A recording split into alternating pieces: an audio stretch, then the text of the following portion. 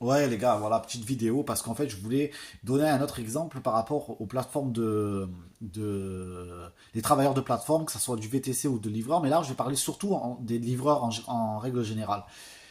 Vous savez, les livreurs sont dans des situations irrégulières et sont dans des précarités, mais on dit que c'est par rapport aux plateformes, mais c'est aussi à cause de l'État. Je vais vous expliquer pourquoi. Parce que, en réalité, en France, il faut une capacité de transport pour pouvoir exercer la profession, pour pouvoir transporter de la nourriture ou des colis d'un point A à un point B. Voilà. Donc cette capacité de transport, c'est 100 heures de formation, hein, bien sûr.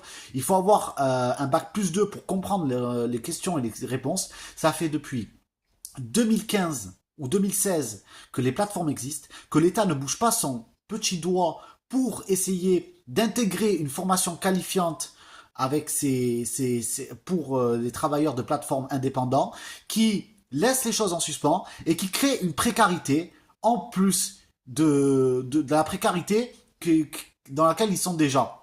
En fait, au bout d'un moment, je suis d'accord que les plateformes ont des prix agressifs, que les plateformes ont une manière agressive de diriger leurs travailleurs.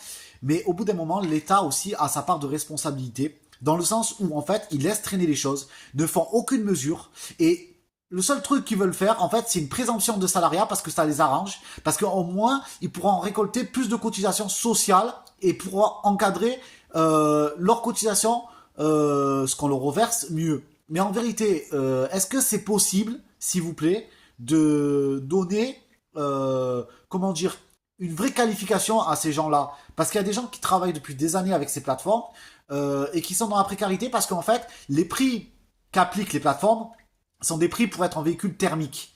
Ce n'est pas possible de les faire en vélo. Et comme il y a beaucoup de gens qui circulent en véhicule thermique, ils sont obligés d'adapter les prix avec des véhicules thermiques. Donc, au bout d'un moment, l'État le sait et ne bouge pas son petit doigt pour faire les choses. Donc, je suis d'accord qu'il faut taper sur les plateformes par rapport aux déconnexions, etc., abusifs. Mais moi, j'ai envie de dire, il faut aussi taper sur l'État qui nous prend pour des jambons depuis le début de l'existence de ces plateformes et qui ne fait absolument rien pour les travailleurs des plateformes. Donc, s'il vous plaît, essayez de la communauté, il faut se réveiller au niveau de ça. Il faut se réveiller. L'État n'est pas notre allié.